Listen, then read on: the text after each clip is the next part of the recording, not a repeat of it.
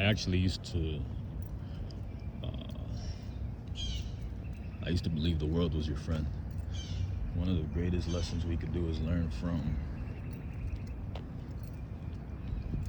people that are older than us, people that have been around longer. Learn from them, but don't take everything they say as gospel. And realize you could accomplish anything you want in life, nigga. You just gonna have to keep working at it, keep pushing, keep making good decisions every day. And remember, this shit is non-stop. Nobody's gonna help you make significant progress in life other than you. You're gonna have to be the one to make it happen for yourself.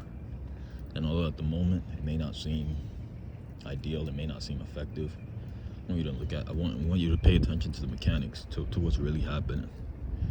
Right? Just pay attention to the details around you. Don't just look at it from one point of view. Don't just look at it from one angle. Look at it from both.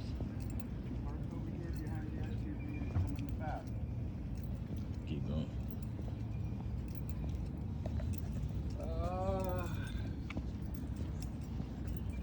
It's a weekend. Doing good? Yep.